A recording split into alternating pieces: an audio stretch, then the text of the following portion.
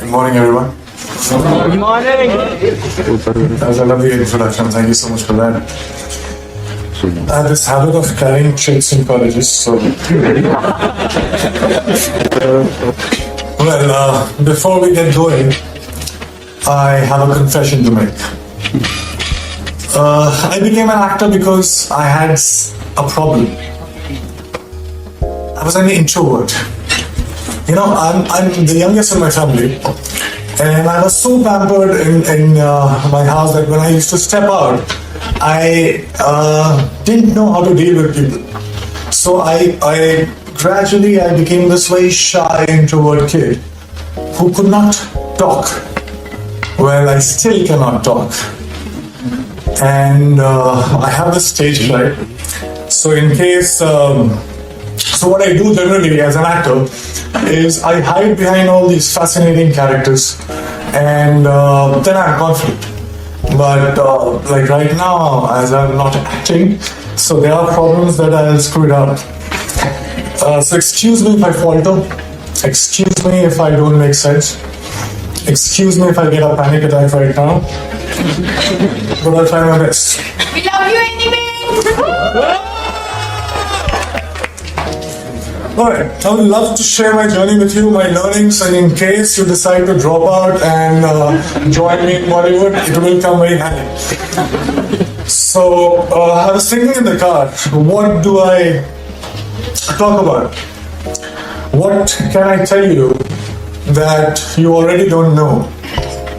I'm assuming, and I think most probably, you guys are way much more smarter and better than what I was when I was your age. You already know about the cutthroat competition. You know the importance of hard work, perseverance, and vision, focus, self-belief, and etc., etc. So I don't need to talk about that. But after deep thinking, I zeroed down into two things that I can actually discuss about. These two things talk about chasing your dreams and actually living your dreams, which unfortunately nobody mentioned to me when I was starting out. And those two things are, can I write down? Can you see the boards? Alright. It's a magnet.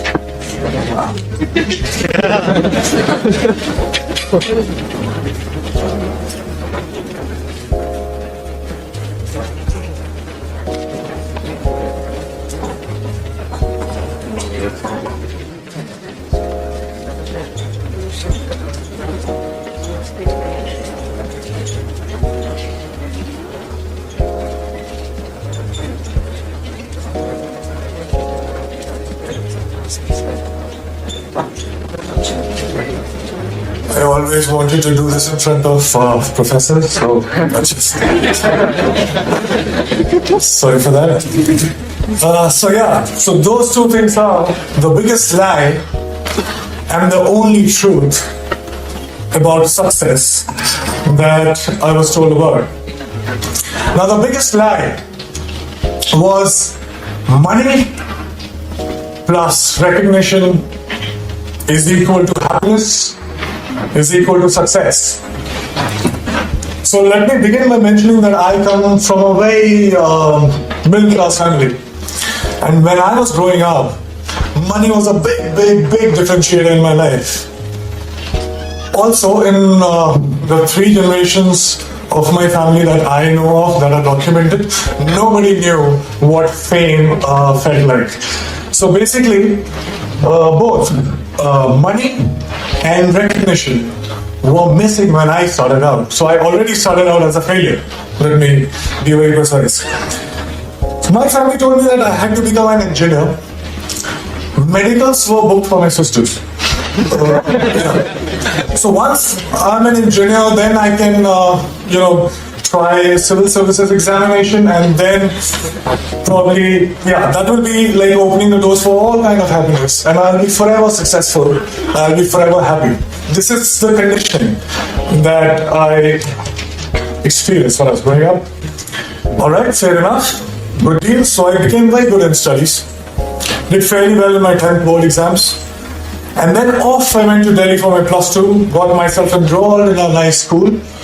And Vidyamandir and Fiji and half a dozen of other coaching institutes. And I used to share my room with 3 other similar aspirants. What it meant was, every day after finishing my assignments, school assignments, and preparing for my engineering entrance exam, I had to wash my clothes and I had to cook food for myself. But I wasn't complaining. Well, it was worth it because after all, I was, for the very first time in my life, I was so close to become successful for the first time in my life. So yeah, finally I slogged, I got selected for 7 engineering colleges and I decided to take admission in Delhi College of Engineering, which is now known as DTU. Thank you. Were you my senior or junior?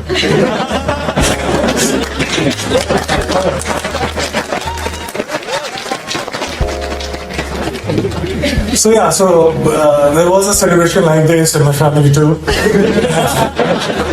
I could finally stop for a while and breathe, you know. I was telling myself that, you know what, now you're married. You should be happy because you're supposed to be happy. But it wasn't working that much. Something was missing. There was a void that I could feel. So I thought maybe something bigger was required. For some reason, incessantly, while the first 18, 19 years of my life, the future me was much happier, much successful than the present me. So I was like, alright, fine. So I was forcing myself. As I promised, I started preparing for civil services examination, and I was forcing myself to slog, but I was bored. UPSC exams were still far away. In the meantime, I thought of doing theatre, and I thought to learn dance because to counter the shyness that I still have, and also because there were no girls in my engineering college for some reason. I felt cheated, man. You slog so much, you crack the entrance exam, and you find that there are no girls. So, yeah, so somebody told me that there are very good-looking girls in dance schools. So I was like, fine, I'll go there. And once I started with performing arts, I knew one thing for sure. I knew that I quite liked it. And 3 years later, imagine me sitting in the campus and I'm thinking, alright, I'm really interested in performing arts. And all I want to do is to earn money and to be recognized. So if I become a movie star, I actually was very serious and I dropped out, oh my gosh, in the 3rd year, when I was just 2 semesters away from getting the degree, engineering degree. Came to Mumbai, got heavily into theatre and also other skills that I thought were necessary to become an actor. And by the way, this time I stayed with 6 other guys in a single room kitchen, but this time I was prepared for it. This time, there was one difference. I was driven. My self-respect was at stake. My ex-college mates, one of them is sitting right here in Russia, they thought that I was that disaster that folks in engineering and these schools should never become. So I had to prove a point to everybody. I had to prove a point to my family.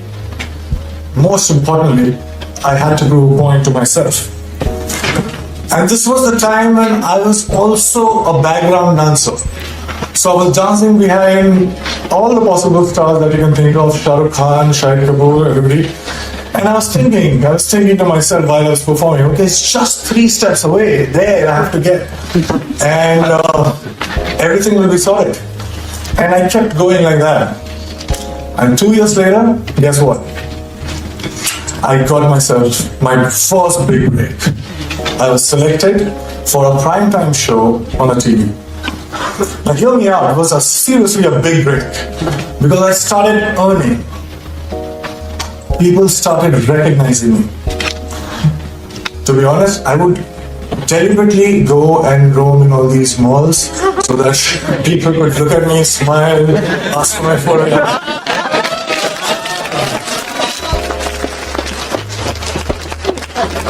And I was watching myself on TV for the first time. You have no idea how it feels for somebody like me to, was looking at me and I was looking at myself every day on TV. It was a big high. I also suddenly discovered that I actually had many friends from like absent all this while, but suddenly they popped up.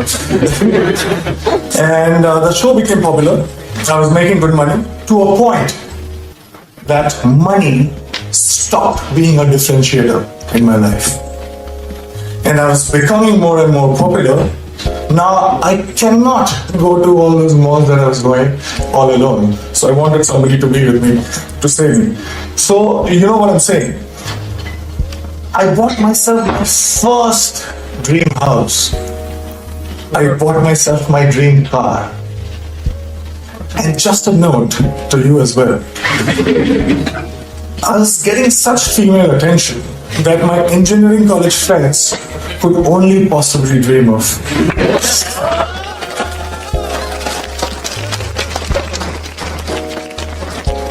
So I was having a time of my life. And then something unusual happened. I got used to everything. And I felt cheated. I stayed with all these dreams for 10 and 15 years of my life.